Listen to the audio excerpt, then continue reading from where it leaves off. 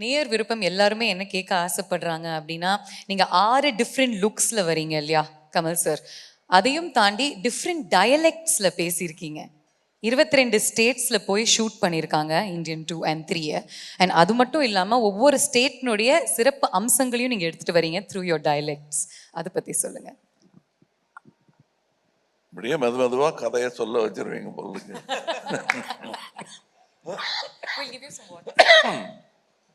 But உண்மை என்னன்னா,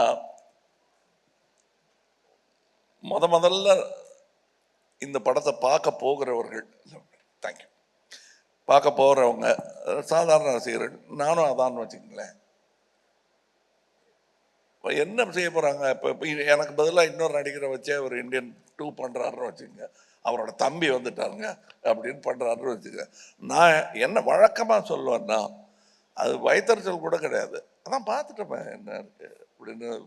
பழம்புளிக்கம்ங்கிற ஒன்று இருக்கும். இன்னொன்று என்ன சொல்லுவேன்னா, தாத்தா வருவார், அந்த உரமம் குத்துவார், அவ்வளோதானே, அதான் பார்த்துட்டோமேங்கிறது தான். அது கடும் விமர்சனம் அதான் வைப்பாங்க ஃபஸ்ட்டு. எல்லா வெற்றிக்கும் முன்னாடியும் அது ஒன்று. தெரியுமே, சங்கர் படம்னா நிறைய பாட்டு பிரம்மாண்டம், அவ்வளோதானே. என்ன பிரம்மாண்டம் அவ்வளோதானேவா? அதை எப்படி நம்ம போய் அவங்க கூட வாதாடுறது? அதுக்கெல்லாம் ஒரே பதில், நாம் திரைக்கதை அமைக்கும் விதம்தான். இந்த கேள்வியெல்லாம் அவங்களே பதில் சொல்லி அவங்களே ஒத்துக்கிட்டு சாரி சொல்லாமல் எங்களை பாராட்டி விட்டு வெளியே போகணும். அதற்கான முன்னேற்பாடை அவர் பண்ணாருங்கிறது தெரிஞ்சதுனால தான் நான் படமே ஒத்துக்கிட்டேன். ஏன்னா இதே கேள்வியோட தானே நான் அவர்கிட்ட போயிருப்பேன். 2வது செய்யலாங்கும் போது அதான் பண்ணிட்டோம் சாருங்கிறது தான் மனசில் ஓடிக்கிட்டு இருக்கோம். இருந்தாலும் கௌரவம் மரியாதை காரணமாக சொல்லுங்க சார், என்ன அதே தான் இருக்கும் அப்படின்னு நினச்சிட்டு இருக்கும்போது சில வியப்புகளை ஒரு கதாசிரியனாக, ஒரு நடிகனாக எனக்குள் அவரால் ஏற்படுத்த முடிந்தது. அதெல்லாம் இதில் இருக்குது. லாங்குவேஜ் பேசுறது, அதான் நீங்கள் பேசியிருக்கீங்களா அப்படின்ட்டா முடிஞ்சு போச்சு. நீங்கள் ஏக்துஜிக்கல்லில் பேசியிருக்கீங்க, மரச்சரித்திரால வட்டார வழக்கு பேசுவீங்க, பிரம்மாண்டில் பேசியிருக்கீங்க, அதெல்லாம் பார்த்துட்டோமே அப்படின்னா எல்லாம் பார்த்துட்ட மாதிரி ஒரு ஃபீலிங் இருக்கும். The way he has brought about it, இந்த படத்துக்கும் அதற்கும் என்ன, இது சும்மா பல்வேறு ட்ரெஸ்ஸில் நிற்கிற ஒரு அலங்கார பொருளாக இல்லாமல் ஒரு காரணத்தோடு அதில் வச்சுருக்காரு. அது கொஞ்சம் கஷ்டமான விஷயந்தான். அதுவும் என்ன பண்ணிட்டாருன்னா, இவர் அந்த மாதிரி வித்தியாசமான மொழிகள் வர்ற நேரத்தில் வசதியாக, நடிகனுக்கு வசதியாக ஷாட் வைக்கல, அவர் கதைக்கு வசதியான ஷாட்டு தான் வச்சார். அவர் நடிகனுக்கு என்னென்னலாம் இடைஞ்சல் உண்டோ, மூஞ்சியில் பிளாஸ்டர் ஒட்டி, ட்ரெஸ்ஸும் போட்டு, லைட்டு நிறைய போட்டு, ஏசிலாம் பண்ணாங்க. பட் அதுக்கெல்லாம் தாண்டி இன்னும் சொல்ல போனால் சில ஷூட்டிங் கேன்சல் பண்ண வேண்டியதாக இருந்தது. உள்ளெல்லாம் எறும்பு விடுற மாதிரி இருந்தது சார், ரொம்ப முடியல அப்படின்னு சொல்லி அரை மனதோடு என்னை விட்டாங்க. 3-4 நாள் மறுபடியும் வேலை செய்ய முடியல. இதையெல்லாம் கடந்து எனக்கு இப்போ இந்த காட்சி அமைப்பு சொல்லிட்டு இருந்தேன், வேற்று மொழியில் பேசணும், அதை நீளமான இதில் ஒரே ஷாட்டில் பேசணும், கரெக்டாக இருக்கணும், பல்வேறு ஆக்ஷன்ஸை அதில் சேர்த்து வச்சுருப்பார். இதெல்லாம் நீங்கள் படம் பார்க்கும்போது கிடைக்கிற சந்தோஷம் தனி. செட்டில் இருந்தவங்களே அதை ரசித்தாங்க. இன்னும் சொல்ல போனால் இவரே ரசித்தார் அதை. அதுதான் எனக்கு ஃபஸ்ட்டு ஆடியன்ஸ் ரியாக்ஷன். அதெல்லாம் இருக்குது படத்தில். பட் அது ரொம்ப விளாவரியாக இப்போ நடிச்சு காட்டுன்னு சொல்லி மிமிக்ரி மாதிரி பண்ணி அதை கெடுத்துடக்கூடாது. டெஃபினட்டாக இல்லை, நீங்கள் இவ்வளோ இன்டெப்த் சொல்லும் பொழுது, அந்த காட்சிகள் நாங்கள் பார்க்கும் பொழுது உங்களுடைய வார்த்தைகள் எங்களுடைய காதில் ஒலிக்கும். We'll remember these words. அதனால் இது சூப்பர்ஃபிஷியலாக பார்க்க மாட்டாங்க யாருமே. தே நோ எவ்வளோ டெப்த்தோட நீங்கள் ஒவ்வொரு விஷயத்தையும் யோசிச்சு பண்ணியிருக்கீங்க, எவ்வளோ ஹார்ட் ஒர்க்கோடன்னு. இல்லை, ரசிகர்களுடைய கருணைக்கு அளவே கிடையாது. அவங்களுக்கு பிடிச்சி போச்சுன்னா எங்களுடைய ஒரு சில பிழைகளை மன்னிச்சுட்டு நல்லா பண்ணியிருக்காரு அப்படின்றத வழக்கமான ஒரு வார்த்தை, குழந்தைய கொஞ்சிற மாதிரி கொஞ்சிடுவாங்க. அப்படித்தான் என்ன 60-65 வருஷமாக கொஞ்சிக்கிட்டு இருக்காங்க. அதுக்கு என்றென்றும் நன்றி கடன் பட்டவன். ஏன்னா நான் பண்ண எல்லாமே பர்ஃபெக்டாக பண்ணிட்டேன். நான் உலக சினிமாக்களை நான் பார்த்துக்கிட்டு இருக்கேன். என்னை விட சிறப்பாக நான் செய்த காட்சிகளை வேறு உருவத்தில் அவர்கள் செய்யும் போது அட்டே இப்படி பண்ணியிருக்கலாமேன்னு யோசிக்க வைக்கக்கூடிய இளைஞர்கள் நிறையா பேர் இன்னைக்கு வந்துட்டாங்க. அதுக்கு நடுவில் என்னை அன்பின் காரணமாக மட்டுமே தோளில் தூக்கி வைத்திருக்கிறார்கள் என்ற சந்தேகம் எனக்கு ரொம்ப நாள் உண்டு. சூப்பர்.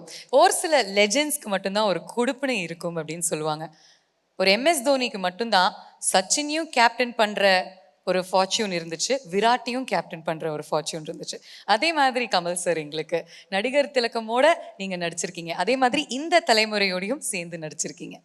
என்ன விஷயங்கள் கத்து கொடுத்துருக்காங்க திஸ் ஜெனரேஷன் ஆஃப் ஆக்டர்ஸ் உங்களுக்கு? What have you learnt from them இந்த ஜெனரேஷன் ஆஃப் அதுதான் ஆக்டர்ஸ்? முக்கியமான விஷயம்.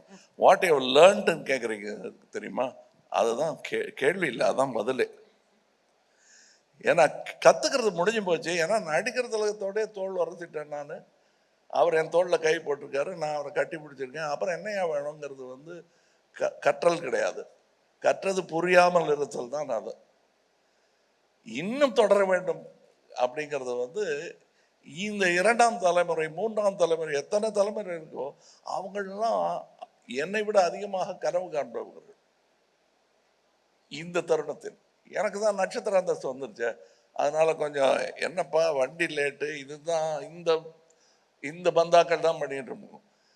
ஆனால் எது வேணா நான் பஸ்லையாவது ஏறி வந்துடுறேன் சார், நாளைக்கு இந்த ஷூட்டிங் இருக்குங்களா அப்படின்னு கேட்டால் அந்த ஆர்வம் நட்சத்திரங்களுக்கு குறையும். அது குறையக்கூடாதுன்னு நினைக்கிறவன் நான். அதை ஃபஸ்ட்டு கற்றுக்கணும். நான் வந்து நடிகர் திலகம் அவர்கள் தேவரமன் படத்துக்கு தப்பி தவறி 7 மணி கால் ஷீட்னு சொல்லிடாதீங்க அந்த மனுஷர்கிட்ட அப்படின்னு கெஞ்சுவேன் நான். 7 மணி கால் ஷீட் சொல்லிட்டா நல்ல சலவை செஞ்சு கஞ்சி போட்ட சட்டையோட ஃபுல் கெட்டப்போட 6:45 சேர் போட்டு வந்து உட்காந்துருவார். இப்போ தான் ஆணி அடிச்சுட்டு இருப்பாங்க அவங்க. அப்படிப்பட்ட ஆர்வம் வந்து நான் தேவரமகனில் பார்த்தேன். அதையும் கற்றுக்கணும். இவங்களுக்கெல்லாம் இருக்கிற அந்த ஆர்வம் தனியாக அப்படியே கிட்டத்தட்ட நாகேஷ் திருவிளையாடல போல மீட்டுப்பாரு சிவன் வர்றதுக்கு முன்னாடி. அது மாதிரி ஷார்ட் வர்றதுக்கு முன்னாடி இப்படி இவங்க அலையிறது எனக்கு பிடிக்கும். அதை பார்த்துக்கிட்டே இருப்பேன் நான் எல்லாத்தையும் கவனிப்பதற்கு காரணம் தற்காப்புக்காக அல்ல, கற்றலுக்காக. அதனால் நான் கற்றுக்கிட்டது வந்து இந்த 3 தலைமுறைங்கிறது வந்து இன்னும் பல வாய்ப்புகள் எனக்கு. கடைசியாக டெர்மினஸில் ஒரு ஸ்டாப்புக்கு முன்னாடி வண்டி டெப்போவுக்கு போகிறதுக்கு முன்னாடிலாம் ஏறி பயணம் பண்ணியிருக்கேன். அது வந்து TK சண்முகம் அவர்கள், ஒரு தலைமுறைக்கே தெரியாது அவங்களாம் அப்படி பெரும் கலைஞர்கள் இருந்தார்கள் என்பது. KB சுந்தராம்பாள் அவர்களுடன் எனக்கு பின் வீடு. அவங்ககிட்ட போய் வெக்கமே இல்லாமல் பழனி அப்போ எல்லாம் பாடி காட்டியிருக்கேன் நான். அவங்களும் அதை கனிவோட கேட்டுக்கிட்டு எனக்கு இட்லி சுட்டு தருவாங்க. அம்மையார்கிட்டயே ஞான இட்லி வாங்கி சாப்பிட்டவன் நான். ஞான பழம் இல்லை, ஞான இட்லி. இதெல்லாம் எனக்கு நடந்திருக்கிறத நான் வந்து அதிர்ஷ்டமாக கூட நினைக்கல, பெரும் பாக்கியமாக நினைக்கிறேன். These moments, sir, இந்த கதைகள் கேட்கறதுக்கு we feel truly special. Thank you, thank you. And Instagramல நிறைய நான் வந்து படிச்சுட்டு இருந்தேன் என்ன மாதிரி கேள்விகள் கேட்கலான்னு. இன்ஸ்டாகிராமில் சித்தார்த்னுடைய ஃபோட்டோ லாங் ஷார்ட்ல இருக்கும். நீங்கள் எழுதியிருப்பீங்க, objects may in the mirror may appear closer than they are. அதற்கான Hello, check. Objects in the mirror are closer than they appear. Thank you. Bike oda mirror la varum. Are closer than they appear னு எழுதிருப்பீங்க. யூசுவலா அது வந்து எச்சரிக்கைக்கு எழுதியிருப்பாங்க கார்ல. இது எந்த கான்னோட்டேஷன்ல, என்ன கண்ணோட்டத்தில் எழுந்தீங்க? ஏன்னா அவர் என் மேல் காட்டும் அன்பிற்கும் அவர் மேல் நான் வைத்திருக்கும் மதிப்பிற்கும் நாங்கள் ரொம்ப நாள் கழிச்சு தான் பேச ஆரம்பித்தோம், சந்திக்க ஆரம்பித்தோம். So it is a visual thinking. Object கிட்ட இருக்கணுங்கிறது தான் அதோடைய இது. நாங்கள் எப்போ கூட இருந்தாலும் நானே கொஞ்சம் நடிகர்கள் குழாம் டெக்னீஷியன் குழாம் சேர்ந்துச்சுன்னா பேசிக்கிட்டே இருப்போம் சளைக்காமல். ஏன்னா பேசுவதற்கான சப்ஜெக்ட் சினிமாவாகிவிடும் பட்சத்தில் அப்புறம் சாப்பிடுவாங்க, ரொம்ப லேட் ஆகுதுன்னு யாராவது ஞாபகப்படுத்தினா தான் உண்டு. அந்த மாதிரி உரையாடல்கள் எனக்கு சுஜாதா சார் கூட டான்ஸ் ரோட்டில் நடந்திருக்கு. மணிரத்னம், பாலகுமார், இவங்க எல்லாரோடையும் இவரும் ஒர்க் பண்ணியிருக்காங்க. நிற்கவே நிற்காது. அங்கே எல்டான்ஸ் ரோட்லேயே நின்று பேசிகிட்டு இருப்போம். சரி எல்லாருமாவது சாப்பிட வாங்க, தயவுசெய்து சாப்பிடாம இப்படி பேசிகிட்டு இருக்காங்கங்கிற அளவுக்கு இந்த பேச்சு நீளம். இப்போ கூட நாங்கள் மலேசியா சிங்கப்பூர் போயிருந்த ஃப்ளைட்டெல்லாம் மிஸ் பண்ணிட்டோம். ஆனால் அதுக்கான வருத்தங்கள் வந்து எங்களுக்கு சந்தோஷமாக மாறிடுச்சு. அப்போ ஃப்ளைட்டு கிடையாதா, இப்போ பேசிக்கிட்டே கார்லேயே போயிடலான்ற மாதிரி எல்லாரும் சந்தோஷமாக. அது எங்களை ஃப்ளைட் மிஸ் பண்ணவங்க மாதிரி தெரிஞ்சிருக்காது. இல்லாத ஃப்ளைட்டில் ஒரு டிக்கெட் வாங்கிட்டு சந்தோஷத்தில் இருக்கிற மாதிரி இருக்கும். That's what I meant. I wish we were closer. Even long before. அதான் How does this make you feel, Sid? இந்த மாதிரி வார்த்தைகள் எஸ்பெஷலி உங்களுடைய குரு கிட்ட இருந்து. வேணாம், வேணாம். இவர் சும்மாவே உணர்ச்சி வசப்பட்டவர். இவ்வளோ பேருக்கு எதிர்க்க அவரை அழ வைக்க வேண்டாம்னு நினைக்கிறேன். ஓகே. அதாவது இவ்வளோ விஷயங்கள் சொல்கிறோம் இல்லையா, இதுக்கெல்லாம் நாங்கள் வந்து சுபாஸ்கரன் ஒருத்தர்கிட்ட நான் ஒரு ஃபோன் பண்ணுவேன், இவர் ஒரு ஃபோன் பண்ணுவார். 2 ஃபோன் கால் தான். எடுக்கிற முடிவுகள் ரொம்ப பெரிய முடிவுகளாக இருக்கும். அதாவது எத்தனை நாள் தள்ளி போடலாம் ஷூட்டிங்குங்கிறது வந்து சாமானியமான செய்தி அல்ல ஒரு ப்ரொடியூசருக்கு. இப்போ வேணாம் சார், ஒரு விபத்து நடந்துச்சு, நீங்கள் புறப்பட்டு வாங்க, ஒரு கால் புறப்பட்டு வந்துடுவார். இல்லை இதை நடுவில் ஒரு சில மாற்றங்கள் இவர் சொன்னபோது இப்படி பண்ணலான்னு சொல்லும்போது, அது சரி சார், நீங்கள் 2 பேரும் முடிவெடுத்து பண்ணிடுங்க சார் அப்படிங்கிற அந்த பெருந்தன்மை, அது இல்லாமல் இந்த படத்தை இத்தனை வருடங்கள் நகர்த்தி கொண்டு வந்திருக்கவே முடியாது. அதற்கு பிறகு என்ன பண்ணுறதுன்னு தெரியாமல் கோவிட், விபத்துகள் என்று பல விஷயங்கள் எங்களை தடுமாற வைத்த போது ரெட் ஜாயின்ட்ஸ் உள்ள வந்தாங்க. இதெல்லாம் தான் அப்படி ஒரு 3 முக்கிய கால்களை வைத்து நிற்கும் முக்காலி இது. அது சொல்லியே ஆகணும் இங்கே. அது போக டெக்னீஷியன்ஸ் பேரை எல்லாம் சொல்ல முடியாத அளவுக்கு அத்தனை பேர் வேலை பார்த்துருக்காங்க. இந்த இதில் போட்டிருக்கு இல்லையா, அதுவே கம்மி. அது நம்பர் ஆஃப் நேம்ஸ். முந்தியெல்லாம் 4-5 பேர் தான் போடுவாங்க. அதுக்கு அதோட பங்கு முடிஞ்சிடும். ஆனால் இதில் எத்தனையோ பேர் வேலை செஞ்சுருக்காங்க. நான் சொன்னது சும்மா ஒரு பானை சோற்றுக்கு பதம் தான். ப்ரொடக்ஷன் டிபார்ட்மெண்ட்டில் வேலை பார்த்துருக்கிற ப்ரொடக்ஷன் மேனேஜர்ஸ், அதுவும் சாமானியமான வேலை இல்லை, அவங்களுக்கு கொடுக்கப்பட்ட வேலைகள்லாம். இவர் ட்ரெயினை கொண்டு வர சொன்னார்னா அந்த ட்ரெயின் மேலே அரிசி இருக்கணும், அது மேலே வெள்ளைக்காரங்க இருக்கணும், அது வந்து ஆப்பிரிக்காவில் நடக்கணும், அப்படி ஒன்று இல்லை. இது வந்து உலக அழகி வேணும், சரி சார் கொண்டு வந்துடலாம். எங்க உலகத்தில் யாரும் அடிக்கடி போகாத இடமா இருக்கணும், சரி சார் போயிடலாம், ஒரு 120 பேர் அங்கே கொண்டு போயிடணும். இதெல்லாம் எல்லாமே சரி சார், நல்ல பிரம்மாண்டமான செட்டு போடணும், போட்டுடலாம் சார், இவ்வளோ சதுர அடி, இவ்வளோ இது, இந்த ஆளை விட பெருசாக இருக்கணும், சரி போட்டுடலாம் சார், ஆனால் எல்லாம் தங்கமாக இருக்கணும்.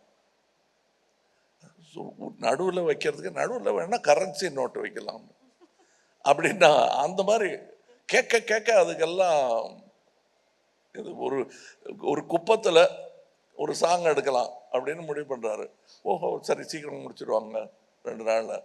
அதை குப்பத்தில் இருக்கிற பில்டிங்குக்கெல்லாம் பெயிண்ட் அடித்து 1000 டான்சர்ஸா உங்க கூட அத்தனைக்கும் ஈடு கொடுக்க வேண்டியது வந்து ப்ரொடக்ஷன்ஸ் தான். ஏன்னா அத்தனை பொங்கல், அத்தனை வடை, அத்தனை பாத்ரூம், இதெல்லாம் நீங்கள் கணக்கில் எடுக்கிறது இல்லை. அத்தனை பேருக்கு ட்ரிப்பு, வீட்டுக்கு வண்டி போக, காலையில் 5 மணிக்கு பிக்கப்பு ட்ராப்பு, அத்தனை மேக்கப் மேன், இதெல்லாம் யோசிச்சு பார்த்தா கொஞ்சம் பதட்டமாக இருக்கும். ஐயையோ இந்த தொழில் வேணாம்பா நமக்குங்கிற மாதிரி இருக்கும். இத்தனையும் தாங்கி பிடித்திருக்கும் தொழில்நுட்ப கலைஞர்கள்.